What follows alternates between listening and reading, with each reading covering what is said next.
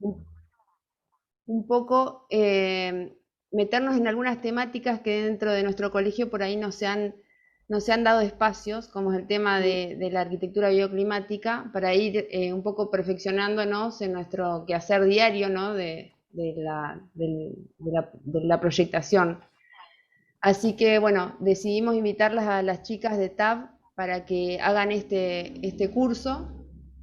Así como este curso también entra dentro de otros, en el marco de otros cursos que también tienen que ver con otros sistemas constructivos que se van a dar el mes que viene. Bueno, lo que voy a hacer ahora es presentar quiénes son las chicas. Eh, bueno, las chicas pertenecen o están trabajando dentro de este estudio que se llama Taller de Tierra a la Vista. Tierra a la Vista nace en respuesta a dar. Voy a silenciar. Ahí está. Bueno, perdón. Tierra a la Vista entonces nace en respuesta a la necesidad de proyectar de manera asociativa y armónica hábitats sostenibles para la comunidad.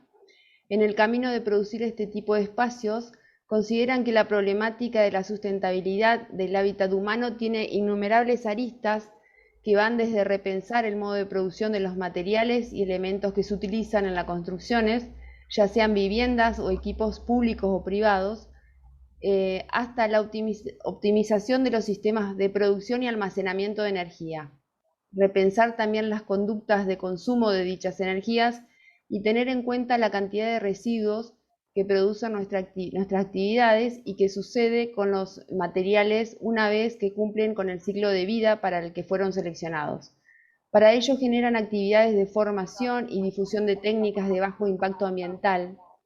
Se dedican a realizar construcciones sostenibles aprovechando el máximo de los recursos y materiales disponibles del entorno. Las chicas que van a dar, las arquitectas que van a dar el curso, bueno, son Evangelina Pulidori, arquitecta radicada en Federación Entre Ríos, trabajó, estudió y vivió 12 años en la ciudad de Santa Fe y trabaja en la bioconstrucción desde 2011. La arquitecta María Eugenia Germano vive en Santa Fe Capital, se dedica a la bioconstrucción desde 2008 y la arquitecta Bettina Lucía Tomei, que vive en el Delta del Tigre de la provincia de Buenos Aires, también se dedica a la bioconstrucción ya hace más de 10 años. Así que bueno, les doy la bienvenida y dejo en manos de ustedes este espacio, este encuentro para todos y todas, o todes. Pueden. Muchas gracias, Mariana. Mario, estás muteada. Ahí estoy. Esperamos un ratito que se sumen un par de personas más, no sé, Marian, o si arrancamos ya con la presentación de la charla. En relación a cuántos esperábamos que fuesen. Yo voy a ir admitiendo a medida que van ingresando, pero hubo mucha gente que estaba esperando antes, así que creo que también por ello Bueno, podríamos empezar en hora. perfecto, bárbaro. Entonces arrancamos. Bueno, vamos a hablar entonces de lo que es arquitectura bioclimática. Para empezar a pensar de qué se trata la arquitectura bioclimática, hablemos de que es un concepto que surge en los 70 y se concibe teniendo en cuenta las condiciones climáticas para aprovecharlas como recursos disponibles. La vegetación, el sol, la lluvia, los vientos, para disminuir los impactos ambientales, reducir los consumos de energía y mejorar las condiciones de confort del usuario. Es importante tener en cuenta que bueno, el concepto surge y es la importancia de conseguir el confort térmico en las viviendas y en los espacios exteriores. La reducción de la demanda de energía a través de la incorporación de pautas y estrategias de diseño. Para eso vamos a estar hablando de los parámetros preexistentes utilizados como recursos de diseños bioclimáticos.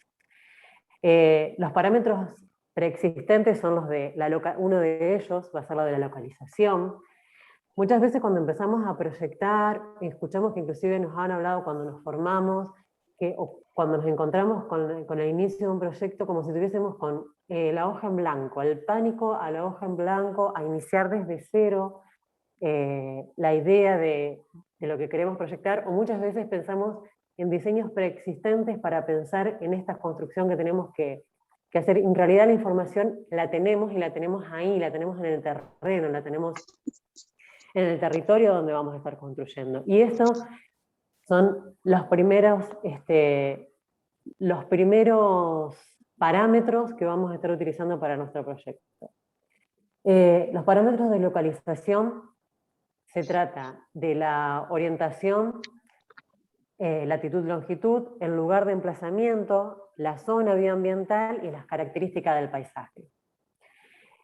El lugar de emplazamiento, rápidamente recurrimos al Google Maps y encontramos la ubicación con latitud y longitud, la ubicación aérea, y pareciera que tenemos toda la información necesaria. En realidad tenemos mucha información y es el primer acercamiento que podemos tener al terreno.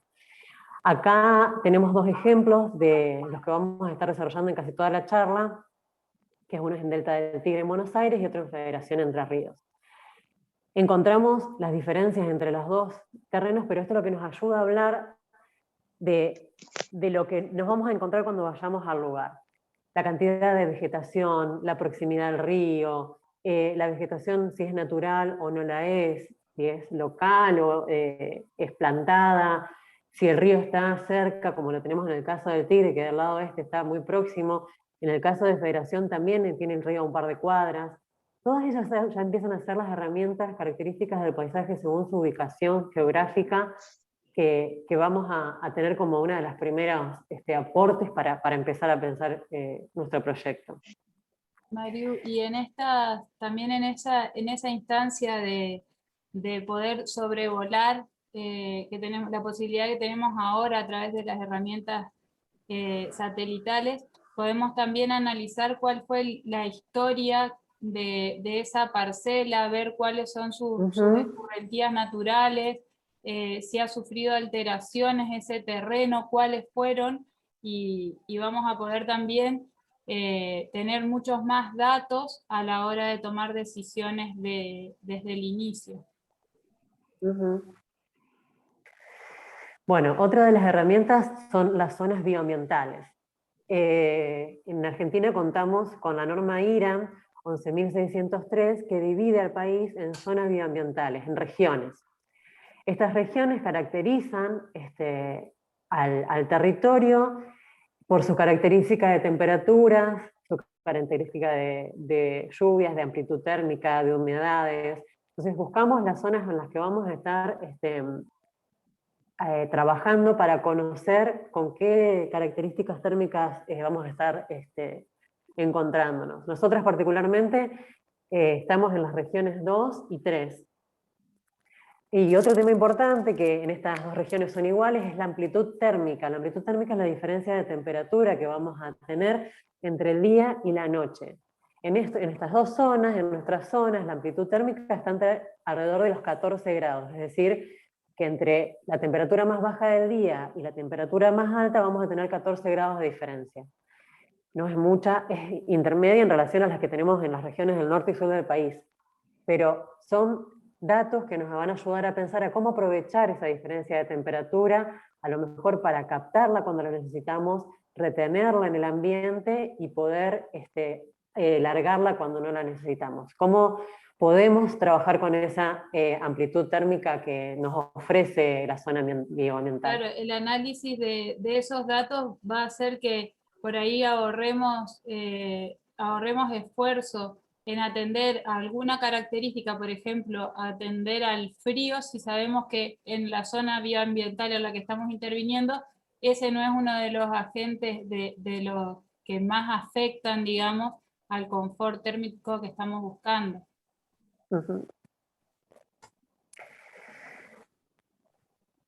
Bueno, bien. Sí. De los parámetros climáticos vamos a estar abordando, y de lo que vamos a estar conociendo y estudiando del lugar donde vamos a trabajar, donde vamos a empezar a proyectar, la temperatura, las temperaturas medias anuales, máximas y mínimas estacionales, el asolamiento, los vientos, las lluvias, la amplitud térmica y la humedad. ¿Sí? Acá es donde están comparadas o presentadas en estas planillas que muestran las temperaturas promedio, mínimos y máximas mensuales, anuales históricas, de Buenos Aires y de Entre Ríos. Entonces cada una de las planillas muestra mes a mes cómo bajan y suben las temperaturas. La franja amarilla que encontramos en el medio es la zona de confort térmico que tenemos. El confort térmico es el estado de comodidad o de confort de las personas, que como que está establecido que está entre los 18 y 26 grados. Entonces esa es la zona de confort térmico a las temperaturas más agradables en las que podemos desarrollarnos. Y al mismo tiempo está la humedad relativa del ambiente, que la recomendación para una vivienda es que la humedad relativa del ambiente se sostenga entre el 40 y 60%. Estos son otros de los datos que vamos a estar teniendo para evaluar. El asolamiento, acá hay también herramientas en internet que nos ayudan a ver con más claridad que lo que estamos haciendo acá, por dónde corre la franja de asoleamiento de nuestro terreno, donde vamos a estar trabajando. ¿Cuál es el recorrido del sol? Es lo que estamos viendo acá, el recorrido del sol durante las diferentes épocas del año. En este círculo azul, dentro del círculo, la franja que está más arriba, la franja, el límite negro, es el recorrido del sol durante el invierno. Y la franja que está por debajo, la línea negra por debajo, es el recorrido del sol por verano. Ahí vemos cómo del este el sol no sale siempre del mismo punto, también cambia su posición, lo mismo que del oeste. Y en el centro está toda la franja amarilla, es el recorrido solar que vamos a estar recibiendo en este territorio. Esto, dependiendo del lugar acá es muy parecido, digamos, en Buenos Aires y en Entre Ríos, pero a medida que nos vamos hacia el centro del continente, esta franja tiende a ser más horizontal y cambia de sentido cuando estamos en el norte del continente. Saber esto nos va a servir para conocer el ángulo de incidencia del sol en nuestras viviendas y cómo aprovechamos ese asoleamiento en nuestro terreno para proyectar cuando la queremos y cómo deseamos utilizarlo. Bueno, los vientos es uno de los factores más importantes a considerar, no solamente el sentido en el que viene. Siempre solemos pensar, bueno, tenemos vientos fríos del sur, en nuestro territorio, ¿no? Vientos fríos del sur, vientos cálidos del norte, y pareciera que esa es toda la definición, pero también es importante tener en cuenta la frecuencia de los vientos y la velocidad media que vamos a tener. La rosa de los vientos de cada una de las zonas también los tenemos disponible como información. Acá, por ejemplo, podemos ver en Buenos Aires que del noreste y del sureste es la mayor frecuencia de viento, pero la mayor velocidad de viento se encuentra del lado oeste. Entonces, son de esa información que después de alguna manera vamos a utilizarla como un recurso para nuestro diseño bioclimático. Las precipitaciones, ya sabemos, en nuestra región son intensas, acá están comparadas Entre Ríos y Buenos Aires. Tenemos épocas de mayores intensidades de lluvia, en general los meses de marzo, abril en Entre Ríos, de diciembre, y de menores intensidades en invierno.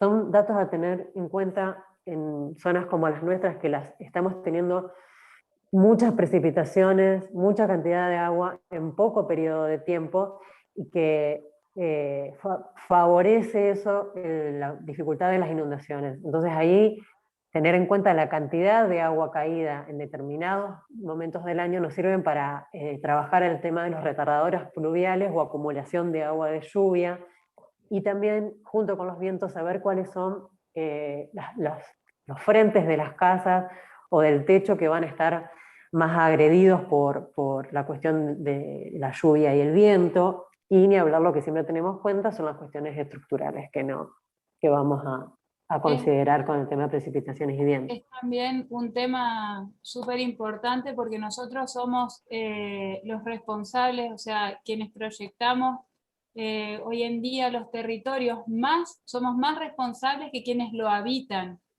a los territorios. Entonces, nosotros como profesionales, proyectistas, tenemos que ser conscientes de que estamos interviniendo el territorio y quitándole generalmente absorción de suelo cada vez que construimos. O sea, nosotros somos responsables del habitar de los demás. Entonces, por eso también es tan importante atender en este punto también. Y bueno, como decía Mario, tener una idea de no solamente de cómo protegernos del agua, sino de cómo hacer un uso responsable de esto de proyectar y construir.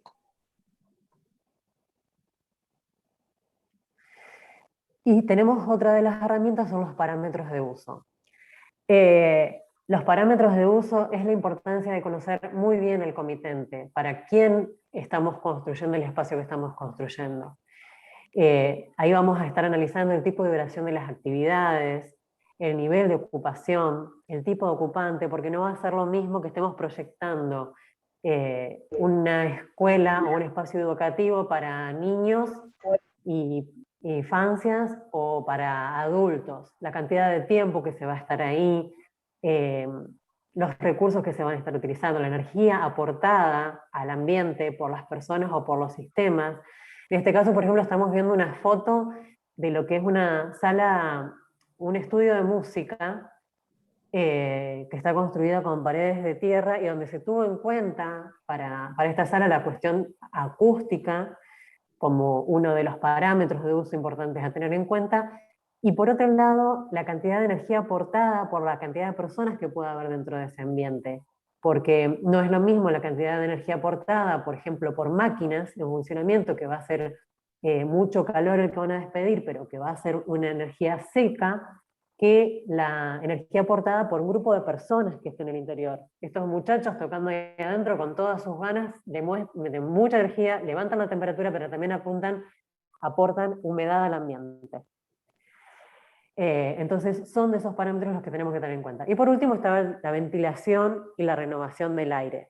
En este tiempo de pandemia se habló muchísimo y aprendimos de la importancia de poder abrir las ventanas, de poder abrir para ventilar, de no tener espacios estancos, que del exterior no es solo la luz lo que queremos, no es verdad que solo con ventilaciones forzadas podemos tener buena ventilación de aire, sino que la necesidad de abrir los ambientes y también de mejorar las condiciones de los ambientes con estas ventilaciones y renovaciones del aire es una de las estrategias que vamos a tener como parámetro de diseño bioclimático.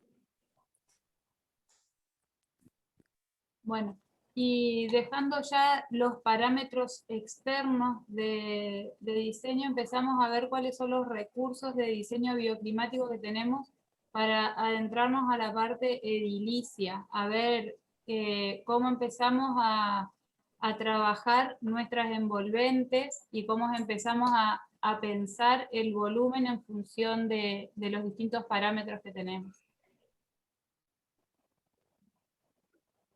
Entonces, dentro de esos parámetros está la superficie y volumen habitable, el factor de compacidad, forma y exposición, la ubicación y tamaño de los cerramientos opacos y transparentes, la resistencia y conductividad térmica de los componentes arquitectónicos, la densidad y la absortancia de los cerramientos, entre otros parámetros que podemos nombrar y que son de ese paquete de herramientas que hablaba Mariu, que tenemos a la hora de enfrentarnos a la que ya no es más una hoja en blanco.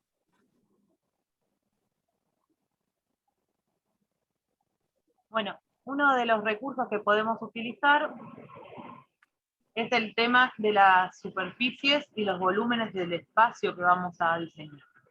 Dependiendo de la ubicación donde se encuentre, y teniendo en cuenta todos estos datos que Mariu nos fue comentando, podemos ver que uno de los recursos es el área que vamos a utilizar, cómo la vamos a distribuir.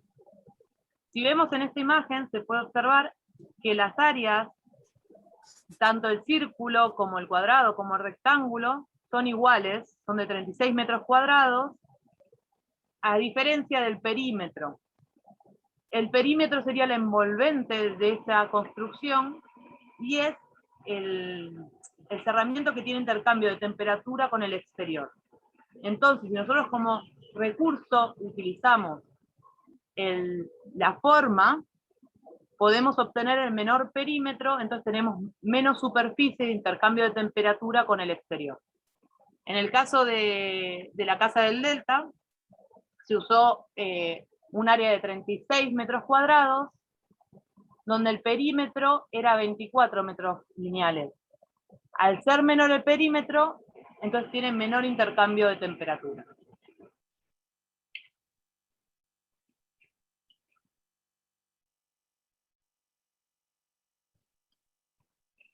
¿Tenés muteado, Eva,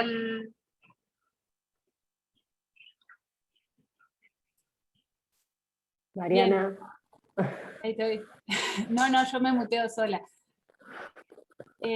Bueno, decía que la forma y exposición del volumen que vamos a construir también va a ser uno de los parámetros que tenemos que tener en cuenta, y en este caso, por ejemplo, quisimos comparar dos formas radicalmente diferentes, en donde pasábamos de una vivienda, la anterior era una vivienda compacta con una forma cuadrada, esta es una vivienda lineal, con un desarrollo lineal, y a su vez está a través de una directriz que es curva, es un cuarto de círculo, que la forma genera también un cambio en el ambiente, del ambiente interior.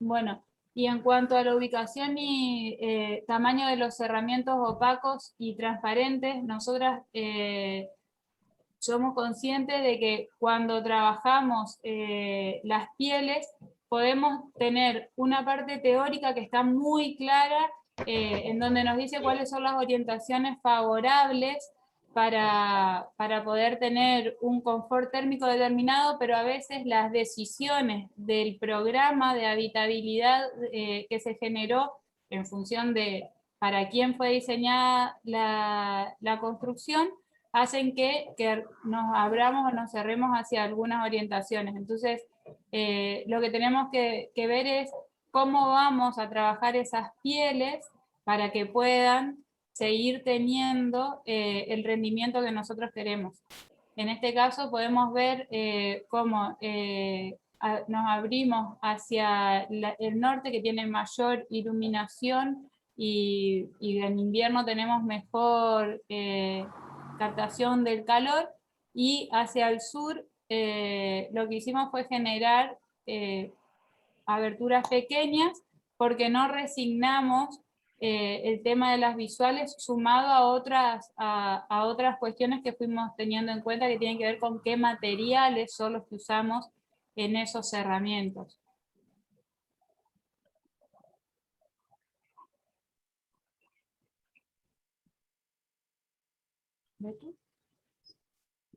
Bueno, en cuanto a la resistencia y conductividad térmica de los componentes, sabemos que que los materiales tienen diferentes valores.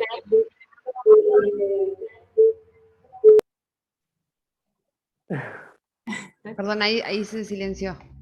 Bueno, sabemos que los diferentes materiales tienen diferentes niveles de resistencia y conductividad térmica, que se miden en porcentajes o en valores que van en escala de 1 al 10, pero otra vez es una decisión que hay que tomar a nivel proyectual de cuáles van a ser las caras afectadas a las condiciones climáticas más desfavorables, o también en lo referido a la acústica, y acá estamos viendo dos casas, una en Tigre, que tiene características térmicas muy diferentes a las de Arroyo Leyes, aunque al principio pensábamos que eran parecidas, y tenemos aplicadas dos técnicas, ahí están en instancia de obra, dos obras que tienen técnicas de construcción con tierra, en un caso es paja alivianada y en otro caso es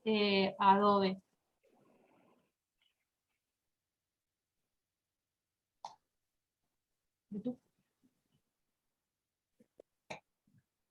Bueno, también podemos hablar de la absortancia y la densidad de los materiales, que las tenemos en cuenta a la hora de proyectar, según lo que querramos generar con la construcción, vamos a elegir distintos sistemas de cerramiento al exterior. Pueden ser cerramientos más claros, que tienen menor absortancia, o cerramientos más oscuros. En el caso del Delta se intentó generar que la vivienda se camufle entre los árboles, entre el paisaje, pero teniendo en cuenta que la absortancia es mayor porque los cerramientos son más oscuros, se generó una cámara de aire detrás de la primer piel que se ve en las imágenes. A diferencia de la otra foto, donde se pueden ver las paredes bien claras que reflejan la radiación solar. Y que en este segundo caso no hay cámara de aire ni nada, porque ya directamente al reflejarse es menor la absortancia que tiene.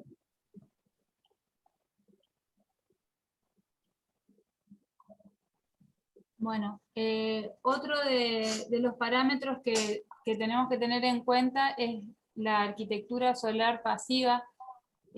Lo que nosotros tratamos de utilizar y recomendamos, digamos, utilizar es la radiación solar directa, difusa y reflejada, los sistemas de evaporamiento y refrigeración por evaporamiento, el efecto invernadero y la protección solar a través de elementos horizontales y verticales, o sea, la protección del sol de manera horizontal y vertical a través de elementos de protección.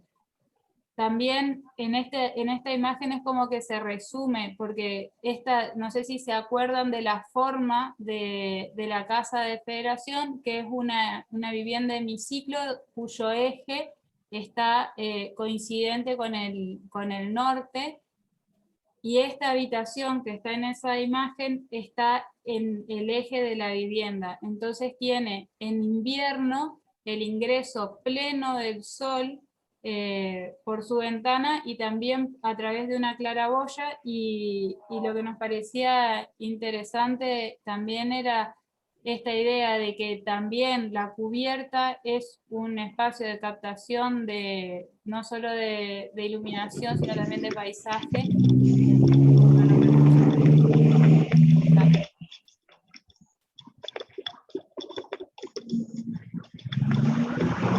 La radiación directa que puede ser difusa, la radiación que puede ser directa, difusa o reflejada, lo que nos permite es plantear el ingreso de iluminación natural, el ingreso del calor de manera directa del sol, y también la posibilidad de tamizar esa incidencia del sol sin perder la orientación de esa cara a través de algunos elementos que pueden ser pérgolas, galerías con cubierta translúcida, o también, no sé, pérgolas con plantas que tengan, que difuminen un poco la luz.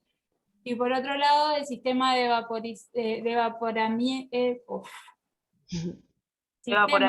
evaporativo de refrigeración, que lo que permite es, aparte de a través del vapor del agua generado por humedales artificiales, en este caso, que hacen el tratamiento de aguas de la vivienda, que que tiene le devuelve luz también a la casa y genera la refrigeración a través de, se está orientado en una posición en donde genera refrigeración al aire que pasa por ahí, ingresa a la vivienda.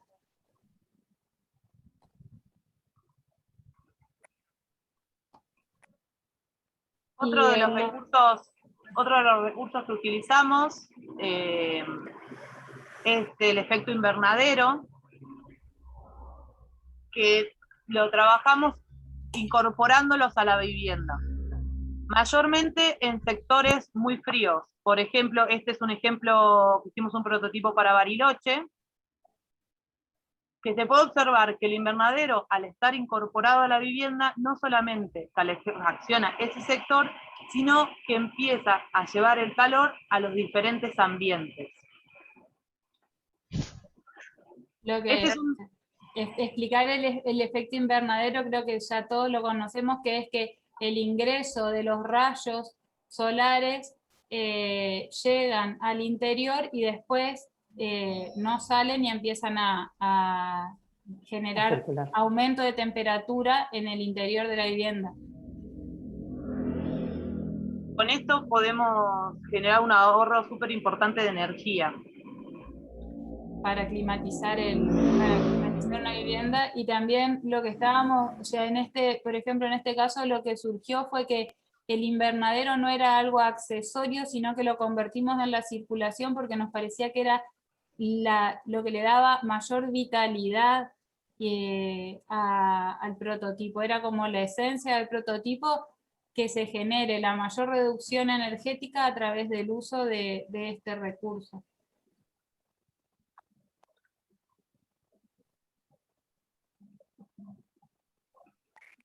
Bueno, otro de los recursos que utilizamos son las protecciones solares horizontales y verticales.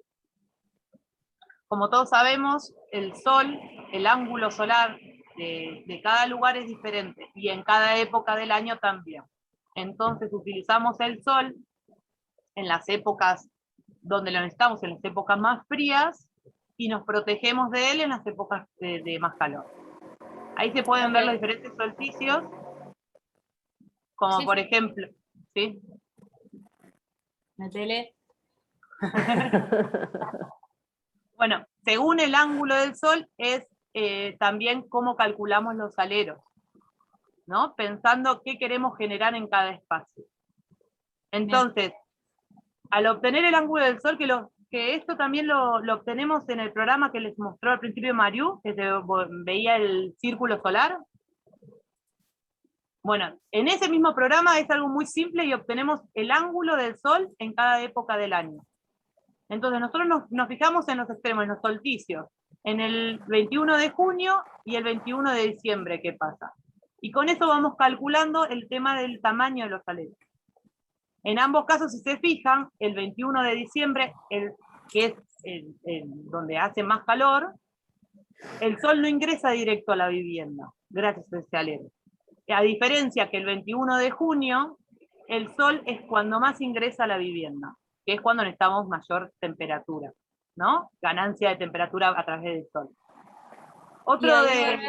Ahí volvemos, perdón, Betu, a que por la forma volumétrica de cada uno de los casos, en el caso de la vivienda que es un cubo, necesita tener aleros para protegerse del sol, mientras que en la vivienda hemiciclo, la curva lo que hace es evitar que se generen, si está orientada al norte, durante el asoleamiento, tendríamos que como volver a la lámina de asoleamiento, pero todos entendieron que cuando en invierno el sol es mucho más chico el ángulo, pero es más rasante el sol, entonces ingresa a la vivienda, ven que el haz de luz ingresa, y en verano, en toda la superficie de la casa, el sol que debería ser, o sea, por el poco alero que tenemos, debería estar entrando a la vivienda, directamente pasa por afuera. Y otro de los recursos que utilizamos también son las protecciones solares verticales, que pueden ser o persianas, o postigos, O vegetación. o vegetación, como hay varios recursos para protegerse verticalmente. Porque, por ejemplo, al oeste, el sol siempre va a ser más rasante, entonces con aleros no nos llegamos a proteger. Chicas, En esas orientaciones, no, en esas orientaciones, después hay algunos que van haciendo algunas consultas que por ahí cuando, les voy si diciendo te o parece, cuando Al terminen. final, ¿te Perfecto, parece? dale.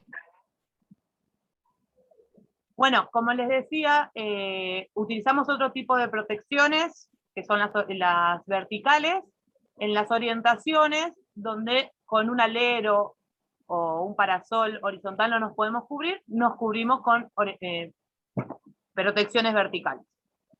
Por ejemplo, al oeste. Al oeste, cuando el sol está bajando en verano, el ingreso solar a la vivienda es mucho y es mucha ganancia de temperatura. Entonces ahí podemos cerrar las persianas, por ejemplo, o cerrar postigos.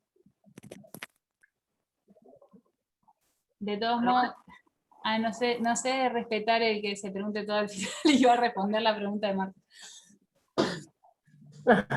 Bueno, igual, ¿seguimos con los recursos? Sí. Sí, sigamos y al final de la charla respondemos todas las... Yo voy tomando nota de dónde van saliendo también, a partir de qué exposición. Gracias, María. Otro de los recursos fundamentales a la hora de diseñar es la ventilación natural.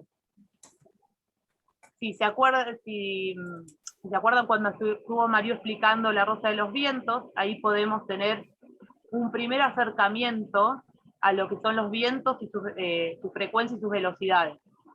También nosotros aconsejamos mucho estar en el terreno, porque muchas veces hay construcciones en los terrenos linderos o cosas así que nos traban el viento y que los vientos se desvían. Pero en principio, en el primer acercamiento usamos la Rosa de los Vientos. Pero ahí Bueno, parece una obviedad aclarar de que hay que estar en el terreno, pero me parece que a veces el ejercicio o cuando las dinámicas que la modernidad nos ha brindado nos llevan a despegarnos un poco y trabajar a través de fotos o de imágenes satelitales, pero la vivencialidad del terreno y el ejercicio, por ejemplo, que capaz, también, ojalá y sea felizmente una obviedad, pero hacer ir a los propietarios, a quienes van a habitar el terreno, aunque el terreno esté hecho un monte, aunque sea inaccesible, ir y vivir el terreno y tratar de reconocer los elementos que hay, cambian sustancialmente la eficiencia que va a tener nuestro proyecto. Es como que nosotros estamos, me parece que veníamos acostumbradas, o por lo menos la experiencia que hemos tenido, veníamos acostumbradas a que el proyecto sea casi una especie de experimento que salía a través de la mano de la computadora y lo empezamos a percibir de otra manera cuando nos fuimos interiorizando en el tema de la construcción bioclimática, y el camino nuestro fue desde la construcción natural. O sea, el primer paso lo dimos empezando a investigar materiales y después empezaron a caer solo un montón de conceptos que los conocíamos y que los tenemos en la facu distribuido en casi todas las materias, y hay cuestiones que son súper lógicas, pero por X motivo a la hora de proyectar se nos van y prestábamos atención a otras cosas. Entonces es como una vuelta a contactarnos con eso y a concebir lo esencial, o sea, a repensar el habitar. Tenemos que construir un refugio,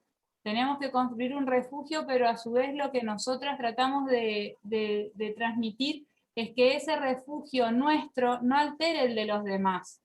Entonces, en ese sentido es que hablamos de la sustentabilidad no solo en los criterios que vamos a utilizar todos estos parámetros, ustedes seguramente ya los conocen, pero también es tener en cuenta lo que va a quedar el día que dejemos de habitar este territorio que diseñamos. Entonces, siempre es ir y venir en ese juego, y cuando nos estamos embalando y creyendo que ya lo tenemos resuelto, volver a rever y todavía no nos queda algo más por optimizar. Siga, doña. Bueno. No, esto que dijo Eva es sumamente importante, por eso nos hacemos hincapié en todos estos recursos para hacer el menor daño posible al ambiente.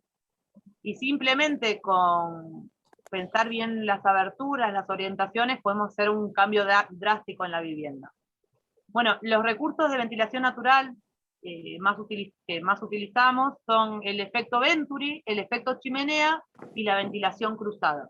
En la imagen de la derecha se puede ver, esta es la construcción, el cubito del delta, que en la parte superior de la vivienda tiene una lucarna,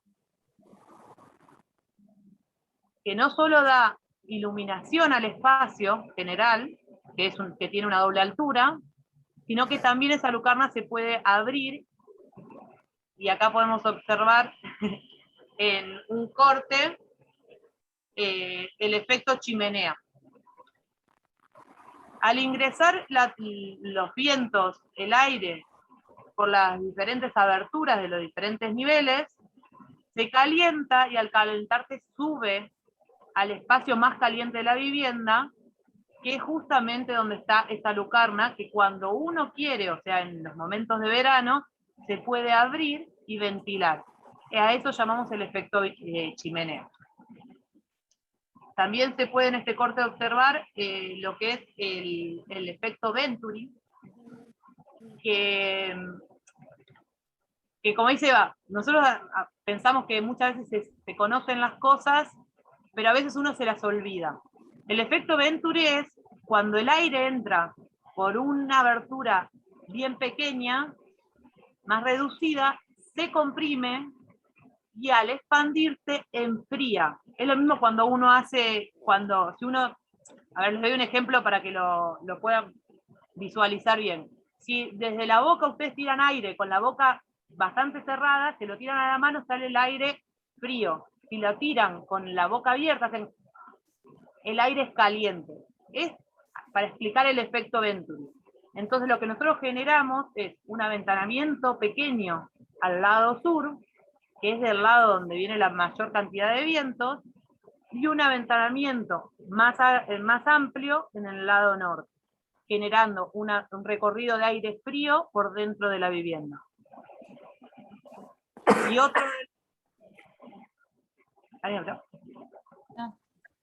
otro de los recursos es la ventilación cruzada, que si bien se puede dar en cualquier orientación,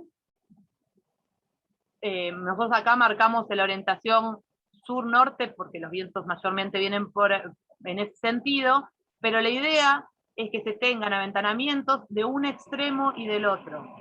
Porque muchas veces uno dice, ay, pero tengo la casa súper ventilada y tiene una galería toda vidriada enorme que se abre toda. Pero si del extremo opuesto no tenemos ninguna abertura, el aire no circula por dentro de la casa. No sé si quieren... Siga, tranqui. ¿Vamos con esto? Bueno, y dentro también en esta línea de idea está el aprovechamiento climático del suelo. Nosotros sabemos que las pérdidas y las ganancias térmicas de una vivienda generalmente tienen unos porcentajes. Si nos imaginamos que el 100% del intercambio de toda la vivienda se reparte por paredes, es un 20% aproximadamente, 35% se intercambia a través de las aberturas, un 35% se intercambia a través de las cubiertas superiores y un 10% de los pisos o cubiertas inferiores. Nosotras lo que por ahí hacemos es generar una elevación del piso que En este caso lo que vamos a hacer es explicarles los recursos que utilizamos a nivel general. Después podríamos hablar también de cuál es su influencia en nuestro trabajo o en nuestras decisiones cuando tomamos la decisión de utilizar la tierra como material de cerramiento. Pero acá, por ejemplo, porque elevarnos del piso también hace evitar salpicaduras y evitar el contacto con la humedad que queda después, más allá de que sea una orientación que le dé o no la lluvia, cuando cae el agua se acumula y eso puede generar problemas. Entonces, esto que estamos mostrando es cómo elevamos para generar una cámara de aire y generar también una superficie para que respire la vivienda también por el piso. En el caso de las cubiertas, con las cubiertas verdes generamos una nueva capa natural, y la tierra, que tiene una propiedad que es la compacidad, que es la que hace un intercambio de temperatura, también favorece a la disminución del intercambio de temperaturas entre interior y exterior. Y el tema de las aberturas que hoy les nombraba al principio, que por ejemplo la decisión de tener un contacto visual directo con el exterior a través de grandes ventanales puede ser perjudicial en una decisión económica, porque para que pueda reducirse la pérdida de temperatura necesitamos sí o sí trabajar con DVH, con vidrio, doble vidriado hermético, o con postigos que nos reduzcan esa incidencia, salvo que que te hagas una estufita adentro y reducir los gastos de las dos maneras. Pero bueno, esto en cuanto a la pérdida y ganancia térmica a través de las pieles. No, y también acotar a esto que está diciendo Eva, que nos pasa muy seguido esto de que las personas quieren ver todo el tiempo para afuera, todo el tiempo, entonces uno piensa que tiene que ser una casa totalmente vidriada. Y si uno piensa los ambientes y cómo se van a utilizar esos ambientes, se pueden hacer las aberturas seleccionando en qué lugar van a ir. O sea, arriba de la mesada va a ser una raja donde estás lavando los platos. Si es un escritorio, la raja va a estar a la altura de la visual que tiene, no hace falta abrir toda la pared. Entonces, ser más conscientes de cada abertura que hacemos en los ambientes, ¿no? Tener más conciencia de eso, que una de las mayores ganancias y pérdida de temperatura es a través de las aberturas. Nosotras a las imágenes que estamos poniendo, las estamos poniendo para ilustrar los conceptos, que no quiere decir que sea como se hace bien. En este caso estamos viendo una foto de una casa que tiene el este sin aleros y sin protecciones y con un super ventanal que no tiene DVH. O sea, claramente en esa ventana, en invierno, cuando adentro está caliente, condensa agua y las nenas se pueden divertir dibujando en los vidrios, pero o sea, para tener si quisiéramos optimizar esa pared, lo que deberíamos hacer es ponerle postigones, agregarle alero y utilizar DVH. Pero o sea, lo importante es que entendamos que cada decisión que tomamos repercute en el interior de la vivienda.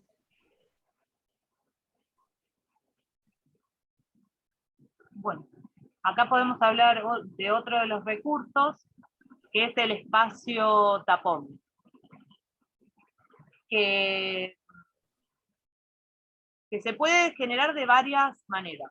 Nosotros el espacio tapón, nosotros y cualquiera Se debería... llama espacio tapón al que, o sea, conceptualmente es un espacio que lo que hace es bloquear la incidencia climática desfavorable, ¿no? Entonces, contarle Betty.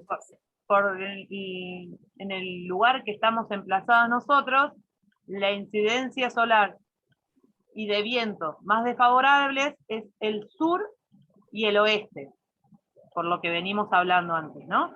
Entonces, lo que hacemos es trabajar o con las partes húmedas, como puede ser el baño o la cocina, o trabajar con muebles que hagan que esa pared no sea la única protección con el exterior. Entonces hacemos que una pared que, por ejemplo, puede tener 20, 30 centímetros, le adoptamos algún tipo de mobiliario, o es parte mismo de esa pared, generando un muro más ancho, ¿no? Generando una separación con el exterior mayor.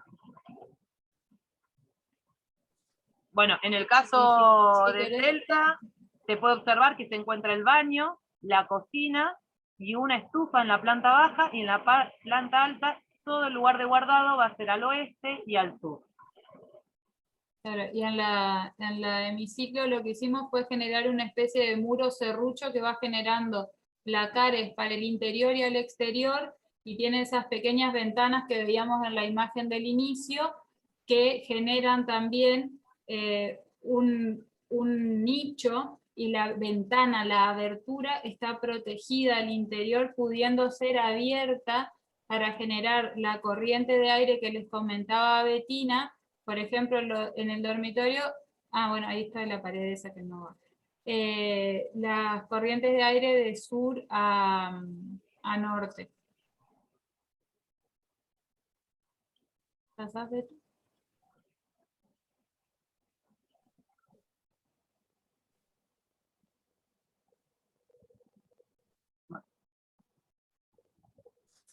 No sé si hablarte arriba.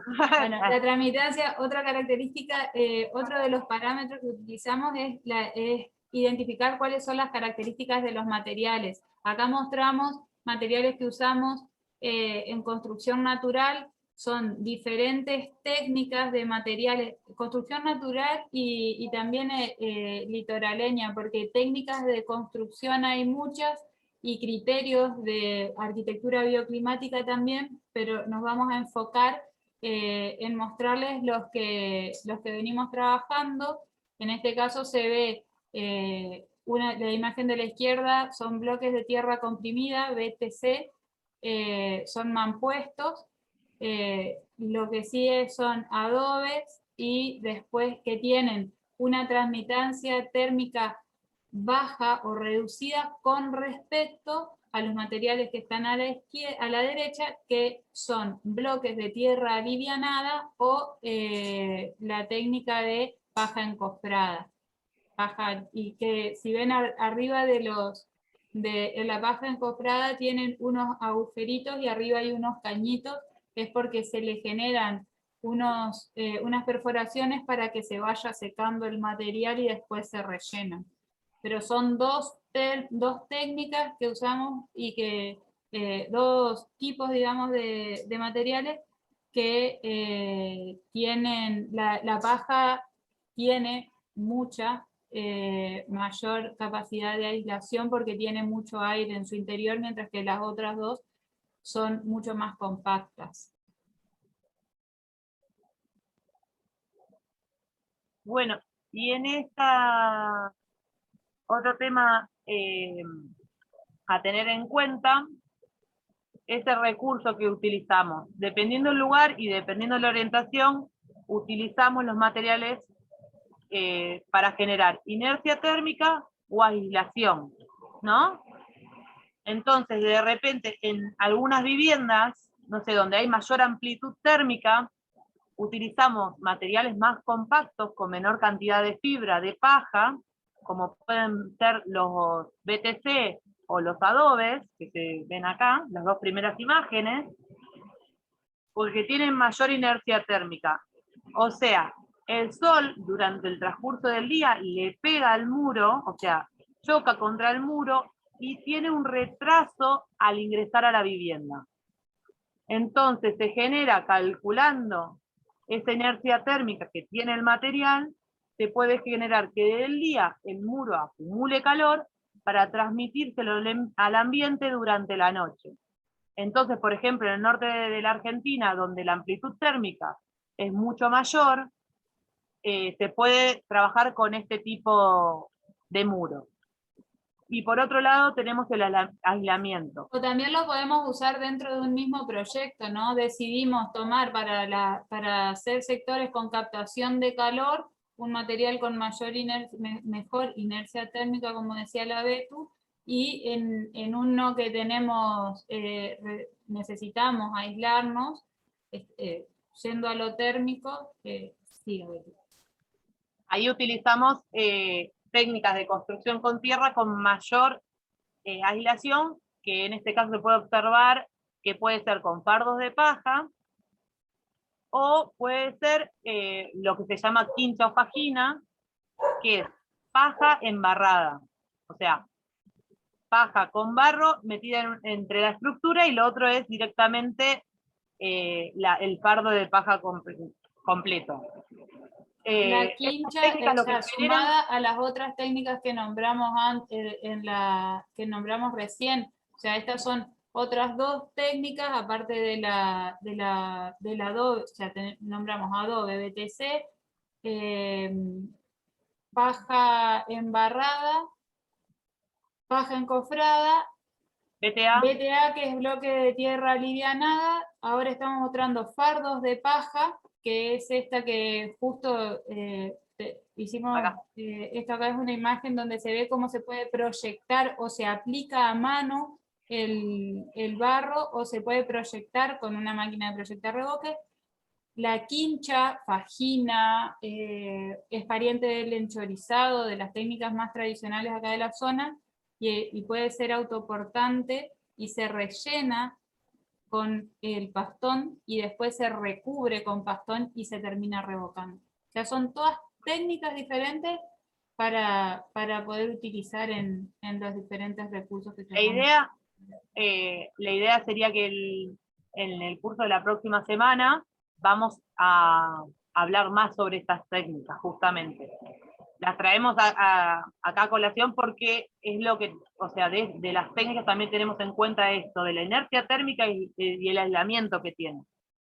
Cada material se utiliza o en una zona bioclimática diferente o en una parte de la casa diferente. Igual esto, si hay gente que no conoce sobre la construcción con tierra, no se preocupen que el jueves que viene vamos a explicarlo más. El BTC es bloque de tierra comprimido. Ay, me escapé, leí la pregunta. Entonces me se va a responder. No, pará. Y acá, antes de empezar a responder, ¿qué les parece si les comentamos el ejercicio que habíamos preparado? Mario, ¿querés como...? Dale. Bueno, como ejercicio, como actividad, como un ejercicio de reflexión, digamos, de una propuesta de lo que estuvimos comentándoles en esta hora, les proponemos tomar el espacio que están habitando en este momento, el espacio donde se encuentren habitando ahora, y analizar primero los recursos preexistentes, como si ahí no estuviese nada construido, ver la localización, analizar los parámetros climáticos y pensar en los parámetros de uso que está teniendo lo que actualmente están habitando, ¿no? Pensemos en viviendas, pueden ser departamentos.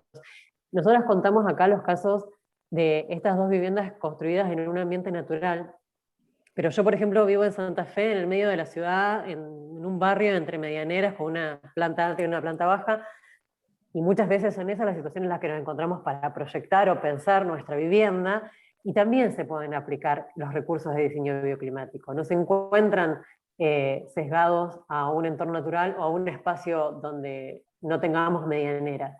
Al contrario, suma, digamos, tener los recursos preexistentes y pensar en los recursos de diseño bioclimático en el medio de la ciudad, también es posible, y también tenemos que reflexionar sobre ellos y cómo aprovecharlos y cómo utilizarlos para mejorar el hábitat y para reducir el impacto energético de la construcción. Entonces los invitamos a reflexionar sobre el espacio donde se encuentran y pensar cuáles son los recursos preexistentes de localización. Y en cuanto a los recursos de diseño bioclimático que estuvimos contando, que les estuvimos acercando como herramientas, pensar cómo podrían aplicarlos para modificar el espacio que están ocupando. No sé, yo puedo decir del lugar donde me encuentro que tengo un ventanal hermoso, enorme, en planta alta al norte, pero no tiene celosías o lo que se dice los postigos exteriores, que me vendrían muy bien en el verano para reducir el ingreso de iluminación, o el doble vidriado hermético, y que son recursos que se pueden utilizar. O cómo mejorar las paredes al sur, que ya tienen, no sé, un bajo espesor, son paredes de ladrillo común de 15 tal vez. Entonces, ¿cómo podemos mejorar esa pared que recibe tanta temperatura fría en invierno y a su vez despide todo el calor que estoy queriendo acumular? ¿Cómo puedo modificar esos muros al sur para que esa transmitancia, ese intercambio de temperatura del que hablábamos que tienen los muros, cómo podemos modificarlo con algunos de estos recursos de diseño bioclimático, pensando en las características de los materiales? Entonces, es un ejercicio de campo de reflexión que pueden es que transcribirlo, escribirlo, proyectarlo, llevarlo a plano, intercambiarlo con nosotras, consultarnos, pero para pensar el espacio donde habitamos, Grábenlo. cómo podemos utilizar los recursos de diseño bioclimático. Nosotros, Lo que vamos a hacer es mandarles al correo electrónico a quienes se hayan inscrito, y a los que no se inscribieron, no, porque no se inscribieron, no. Y a los que quieren seguir estando en el curso o quieren hacer el ejercicio, le vamos a mandar a su correo un material con los conceptos que estuvimos trabajando y este ejercicio de remate, que si ven el pajarito, quiere decir que tienen que observar hasta el techo, o sea, ver cómo se ven, qué quieren ver, hacia dónde, y también lo que se están perdiendo, por ejemplo, por no tener una clara huella, se están perdiendo de en planta. Bueno, gracias por su atención. vemos el tema en el- Cuéntenos todo lo que quieran, preguntas. Ah, vemos las preguntas, eso. ¿Sí? Sí, sí. Bueno, con respecto al tamaño de los aleros, Primero vamos a ir por el orden que estuvieron preguntando, así les Ajá. respetamos las curiosidades. ¿cuál es Primero el nos pidieron programa? el dato del programa de soleamiento. Se los pasamos después. Sí, les pasamos un link, es una página que está en internet que Gratuita. con los datos y el mismo dato que sacamos del Google Maps de la latitud y la longitud, podemos ubicar en un plano satelital el lugar que queremos trabajar, y es está muy buena la página porque no solamente está la información que brinda mucha más información. Después también hay videos en YouTube que enseñan cómo utilizarlo y cómo aprovechar al máximo el recurso, pero es una página que está disponible en internet, ni siquiera es un programa que hay que descargarse. Es gratuita. Seguramente si la pagás tenés un montón de prestaciones más, pero... Claro, podés loguearte, bueno, pero de hecho, o sea, de toda todas formas se accede a la información. la información que vuelca la página a partir del terreno, la podés descargar en PDF y te queda la ubicación. Nosotros lo que hicimos fue traspolar el gráfico que nos arrojó a nuestros planos. Eso es para eso la usamos, ¿no? Yo la estoy buscando mientras tanto, ya la vamos a pasar. Bueno, después nos pregunta sobre los aleros. Estábamos proyectando la imagen donde hablábamos de las protecciones solares, y claro, pregunta cómo resolvemos la protección sobre muros que pueden dañarse con las lluvias, cómo hacemos para protegerlos sin aleros, sobre todo por el caso de la casa de Delta del Tigre, que el alero es muy poquito, Betu. En este caso, por las condiciones climáticas, por el lugar de emplazamiento, por todas estas cuestiones, la casa por fuera está recubierta con madera, porque en el entrepiso, estamos como a 11 metros de altura, y la realidad es que los vientos son muy fuertes y las lluvias también, entonces tener que estar manteniendo esa pared, por más que uno le ponga la tierra y le haga alguna protección con baba de tuna o con una jabelga, no alcanza y se termina deteriorando, y es muy difícil arreglar esa altura, es muy complejo. Entonces lo que se decidió fue la casa, por eso y por un montón de otras cuestiones, ¿no?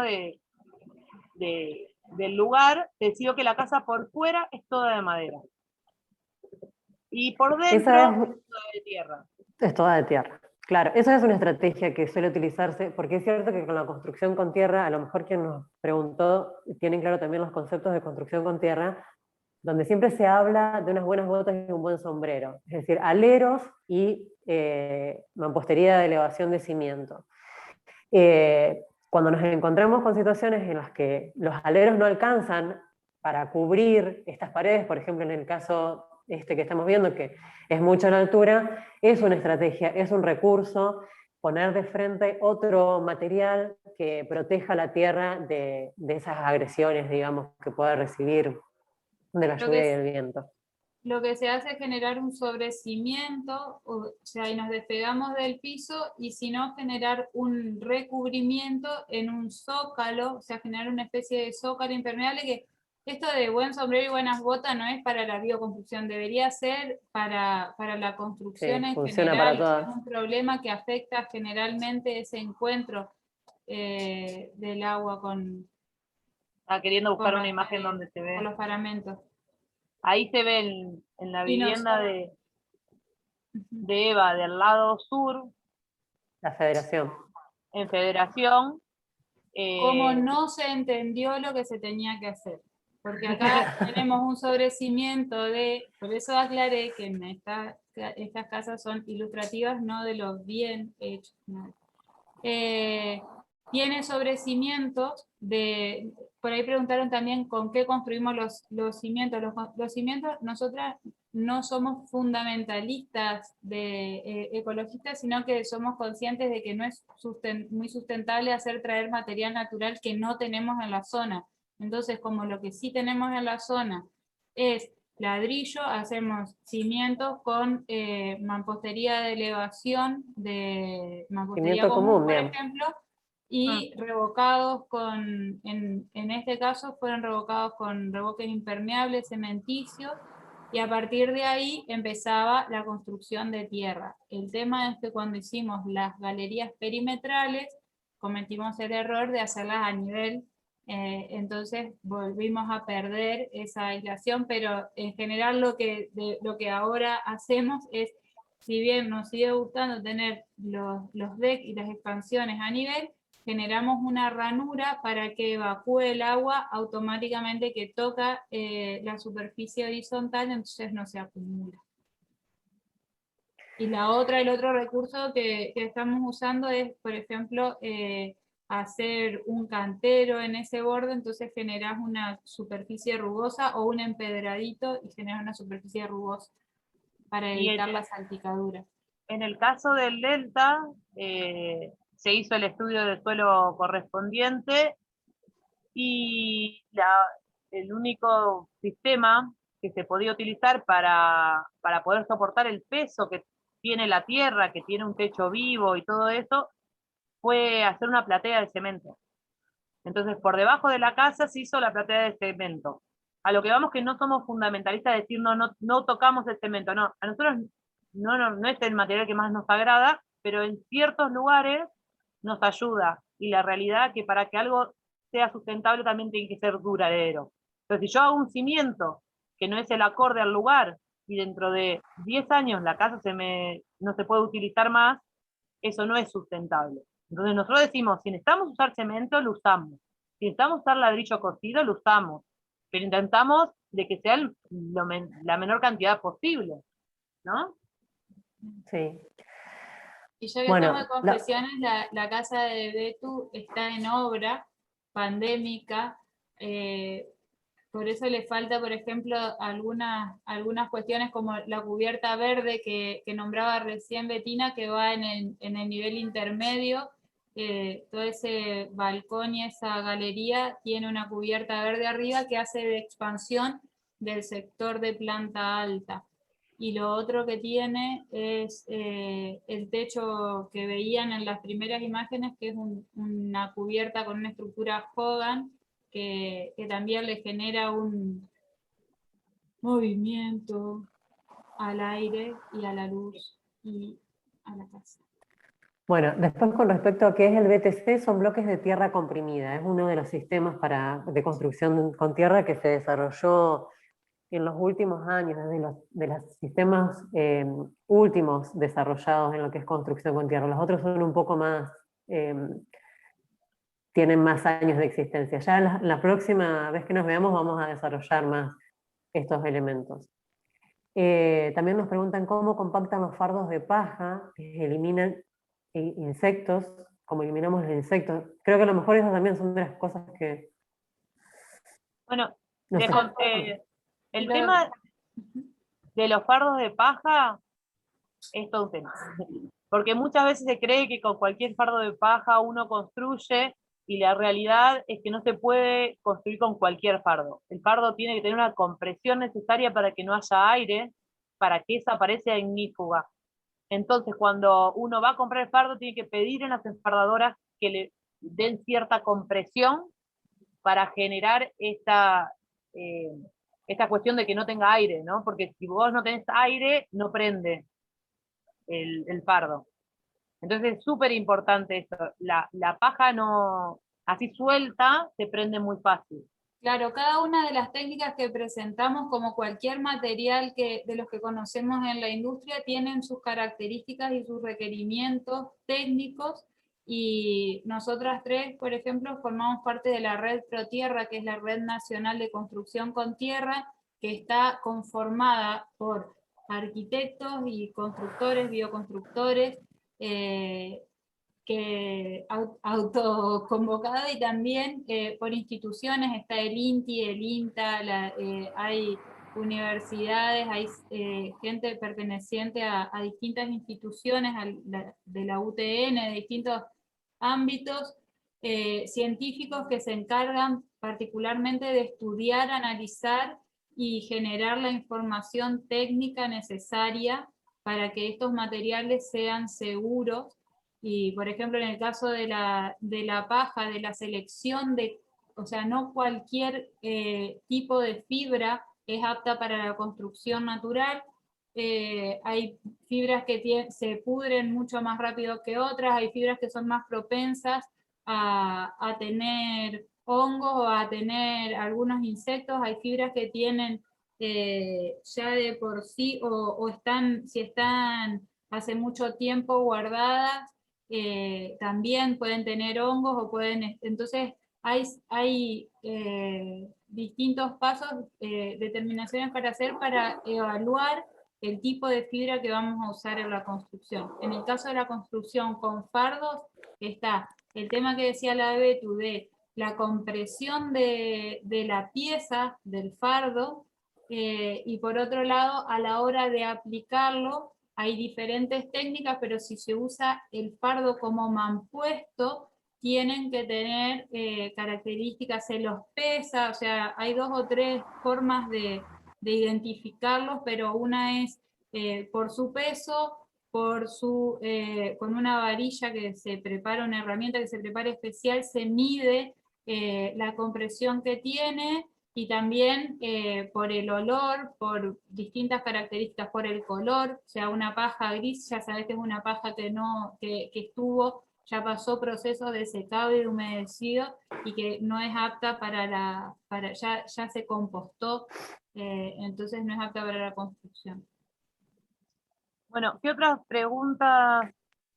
Nos preguntan qué madera utilizaron para revestir la casa exteriormente, y qué tipo de tratamiento contemplaron para su conservación. Mira, depende del proyecto. Si preguntás por el proyecto de acá de mi casa, nosotros usamos fenólicos, que lo que hicimos es porque también uno tiene que entender dónde está ubicada cada construcción. En mi caso, todos los materiales tienen que estar trasladados por barco. La casa se tiene que construir rápido porque no hay un lugar donde dejarla, porque hay crecidas y tapan todo el terreno. Como que hay un montón de condiciones que hacen a uno elegir un material u otro. Cuando se hizo esa parte de la vivienda, el fenólico era muy económico. El fenólico es la primera vez, por lo menos, que yo lo había usado en terminaciones así, pero la realidad que en el criterio que uno construye y y el fenólico lo usan en una obra para hormigonar, en otra obra para hormigonar, con ese criterio de que se puede usar un montón y aguanta un montón la lluvia. Yo lo vi en varios procesos de obra, y dije, bueno, lo pruebo en mi casa. Y la realidad que lo que hice fue cortar cuadrados, cosa que si algún día se me pudre un cuadrado, lo puedo retirar y poner un pedazo de fenólico nuevo. Era una madera económica, hoy en día ya está, sale más caro, pero en su momento era súper económica. Y lo que hacemos para tratar en varios lugares la madera es usar aceite de linaza doble cocido, que hay que pintar una vez por año, sí, pero es muy simple pintarlo, porque con un rodillo se pasa, con un palo largo de un rodillo se pasa y se pinta. No, no tiene más ciencia que eso. Y por ahora se viene manteniendo bien. Sí. Y lo que Bueno, después, usamos como revestimiento, por ejemplo, en nuestra zona, que la madera es más accesible y de muy buena calidad, acá en el litoral, en Federación particularmente, hay un parque industrial maderero bastante interesante, es utilizar eucaliptus, saligna, o también usar, no usamos en nuestras obras, pero sí se usa el pino, que puede ser quemado o tratado, y también estamos usando eucaliptus tratado con soplete, que le genera una aislación fungiestática. Lo que hace es, si la madera está seca, que debería estar bien seca y sin hongos, cuando la quemas, lo que hace es repeler, esa carbonización lo que hace es repeler hongos. No quiere decir que ya no te salva si la madera ya estaba con ese problema, pero como trabajamos con el ideal de que la madera esté en buen estado, después se le hace ese tratamiento. Y después con cetoles o sea, depende del requerimiento. A veces nos toca tomar decisiones con familias que decían que no quieren utilizar ningún tipo de protección en sus maderas, y hay gente que decide, nos pide que sí. Entonces tenemos la línea de los cetoles o las protecciones los que ya sintéticos. conocemos. Digamos, las protecciones, los sintéticos como protecciones u otras protecciones naturales como las que estuviste contando, o los aceites también que se usan Lo para que siempre tenemos que impermeabilizar. tener en cuenta es que siga teniendo respirabilidad la vivienda. O sea, lo que tratamos de hacer es, si bien estamos trabajando con sistemas que son muy similares a los tradicionales de construcción de sistema de entramado ligero, que se llama la construcción maderera, tenemos mucho que ver con eso. En las técnicas tipo fajina, quincha, BTA, usamos estructuras de madera, a veces autoportantes y a veces como paneles de cerramiento, pero la gran diferencia que hay es que en la construcción que se viene conociendo, digamos, lo que se trata es generar hermeticidad de los ambientes, y nosotros lo que tratamos es generar respirabilidad. O sea, nosotros no ponemos barreras de vapor, pero no ponemos impermeabilizantes totales, salvo en lugares puntuales Sintética, como, como un látex en una pared. claro, como un látex que te cerraría los poros, o un revoque cementicio arriba de una construcción con tierra. Lo que hace es un material que no es flexible, y la materia que usamos nosotros, como la madera también, o sea, es como cuando pones un revoque de cemento arriba de una estructura de madera que se quiebra todo el tiempo, porque un material es flexible y variable, y el otro no. Ahí hacen otra Bueno, pregunta, a ver, sí, bajamos más rápido. a toda esta parte lo vamos a desarrollar mucho más en la clase que viene, ¿no? Sí. Pero nos preguntan, de mayor a menor, ¿qué materiales, a su criterio, son los materiales sustentables? De mayor a menor, el que se la clase consiga que en el viene, lugar. respondemos la clase que viene. No, el que para mí es el que se consiga en el lugar donde uno va a construir. Lo fundamental Sí. es que esté en el lugar, que no lo tengamos que traer de la otra punta del país. Primero Claro, vemos sí, el lugar de emplazamiento y vemos qué recursos hay en el lugar.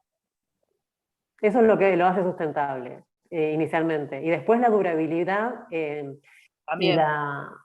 El requerimiento. el deterioro. Ahí, Cuando se ese pone en juego el factor de uso.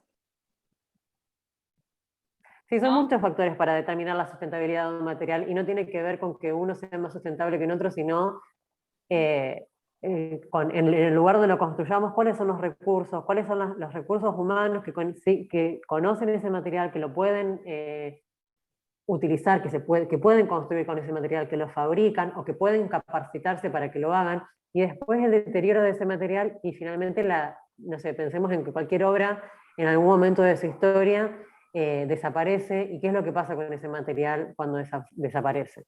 Entonces, hay muchas veces que se habla de un material sustentable porque tiene una buena aislación térmica y genera ahorro de energía, pero en realidad es un material que cuando se tiene que descartar es altamente contaminante, o que para fabricarlo es altamente contaminante. Entonces son varias las variables que se van a tener en cuenta a la hora de pensar la sustentabilidad de un material. Y generalmente no es la sustentabilidad de un material, sino de un sistema. Por eso también la importancia del diseño bioclimático. No es solamente que tomemos elementos sueltos y pensemos cada uno de ellos en su sustentabilidad, sino el conjunto de esa construcción en su sustentabilidad, porque es en el conjunto donde se logra la calidad ambiental en general. Bueno, después nos preguntan, técnicamente, para resolver el aire del centro de los bloques alivianados con paja, ¿se utilizan caños de PVC aproximadamente 63 centímetros o es un material similar? Los tubos que ponemos ahí. La realidad que depende del caso. En esto, lo hago breve, en el próximo encuentro lo explayamos más. En este caso, se hizo todos los bloques de BTA, porque es de bloques de tierra alivianado, se los hizo acá en el delta. En el delta hay mucha humedad, entonces tardaban mucho en secar. Entonces, al tardar tanto en secar, empezaba el proceso de compostaje de la paja. Por eso se le hicieron agujeros para que sea más rápido el secado. Podés hacer el bloque sin que tenga agujeros. No es que necesario sí o sí que tenga agujeros, pero ayuda mucho al secado del bloque. Entonces, en este caso lo hicimos con caño de PVC. Y depende del espesor del bloque, es el tamaño del caño. También puede ser, o sea, en el caso de la paja encofrada, puede llevar o no los tubos más o menos cantidad de canales de aire si tiene las dos caras abiertas o cerradas. En el caso de Betu trabajaban con un encofrado perdido, entonces eso también reducía la posibilidad de secado. Bueno, acá nos hacen otra pregunta que es interesante y es uno de los temas que más se está desarrollando en estos últimos años, que es, dice, en no todas las ciudades los códigos de edificaciones permiten la construcción con fardos, barro y adobe. ¿Cómo lo resuelven? Bueno, nosotros tuvimos un auge, por lo menos acá en Santa Fe, tuvimos un auge muy importante, supongo que pasó en todo el país, de la construcción con tierra, con los Procrear del 2013 al 2011, más o menos la fecha, 2012, 2013, 2014, por ahí.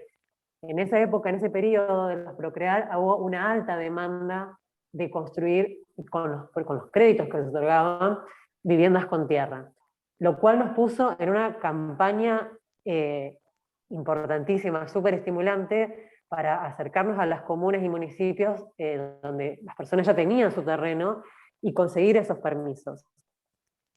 Al mismo tiempo estaba ocurriendo en otras ciudades, entonces había contactos y nos encontramos con que, como vos decís, hay códigos que no lo permiten, hay códigos que lo tienen prohibido a raíz de las cuestiones históricas que en nuestro país, con respecto al Mar de Chagas, que se creía que era por el crecimiento de la vinchuca, pensaban que era exclusivamente en las construcciones con barro. Eso ya está comprobado que no es así, pero llevó a toda una campaña de erradicación de ranchos en un periodo de nuestra historia, y llevó a que muchos códigos de edificaciones privadas prohíban la construcción con tierra. En esos lugares se nos hacía un poco más difícil, pero había otros lugares que ni siquiera nombraban, no estaba nombrada la construcción. Entonces, de a poco se fueron consiguiendo excepciones. Trabajamos conjuntamente con la Universidad Tecnológica, que nos proveía de materiales de investigación, pruebas de materiales, de los materiales con los que vamos a construir, que servían para, y todos los antecedentes que tiene la red Proterra, era en ese momento la que nos estaba hablando, que es una red iberoamericana de construcción con tierra, que servía para acompañar el expediente y que habiliten la construcción. Esto empezó a generar antecedentes en todo el país, y actualmente hay en la red Protierra, está publicada una gran cantidad de... hay municipios y comunas que ya lo permiten, algunos que Desde todavía la lo tienen red, por ordenanza de extensión.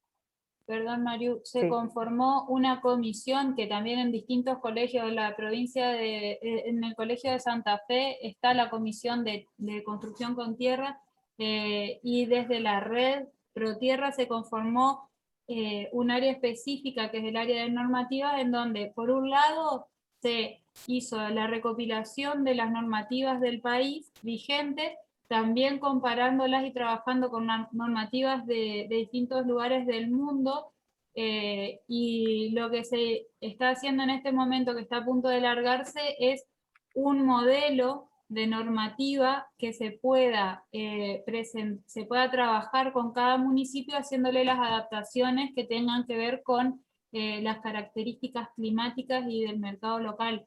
Pero digamos, el gran avance fue que, por un lado, se permite construir con tierra en lugares donde no se permitía, y por otro lado nos sirvió para poder generarle un marco normativo para que haya un buen ejercicio del uso de las técnicas de construcción con tierra como material, porque también ese era otro problema que teníamos, quienes nos queríamos dedicar a esto, que es que generalmente se la vincula con cuestiones precarias, y en realidad hay mucha ciencia aplicada y mucha técnica y muchas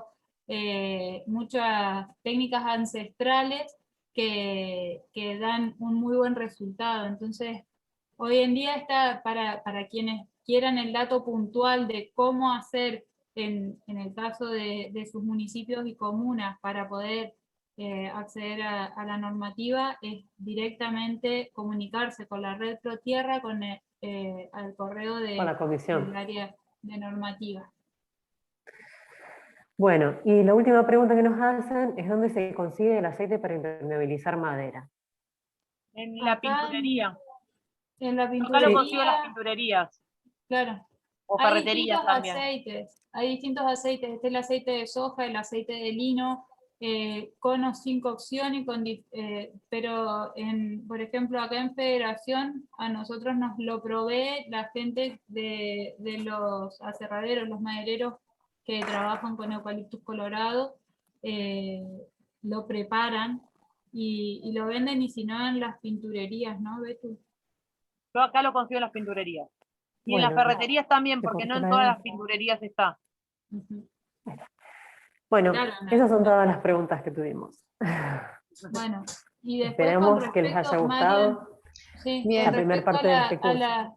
a las inscripciones y eso Sí, que nombran ahí, hay muchas dudas. Bueno, primero le pido disculpas porque tuvimos inconvenientes con el tema de la confirmación, el envío de mail, así que les pido disculpas. Para el próximo jueves, yo misma me voy a encargar de hacer un grupo de comunicación con todos los inscriptos y los que han ingresado ahora, así que yo les estaré enviando el link de conexión para el jueves próximo.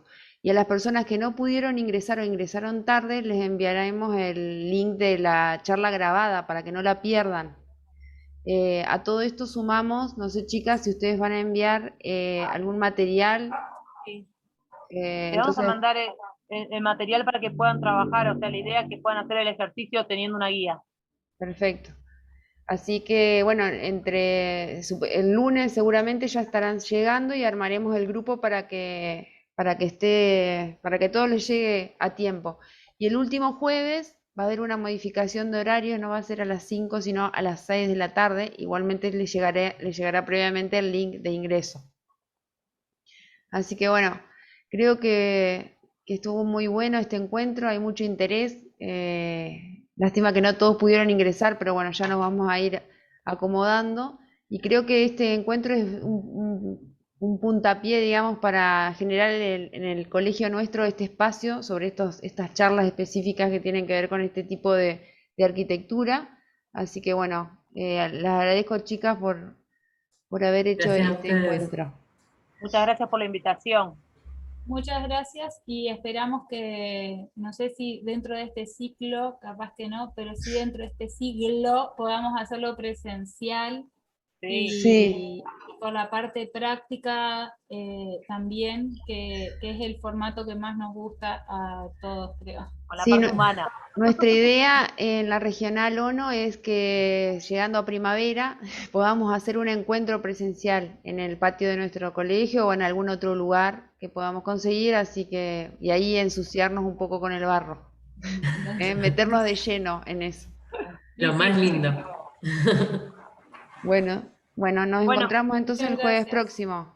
El próximo Bueno. jueves nos encontramos. Muchísimas Muchas gracias. gracias. Gracias. Muchísimas gracias, chicas.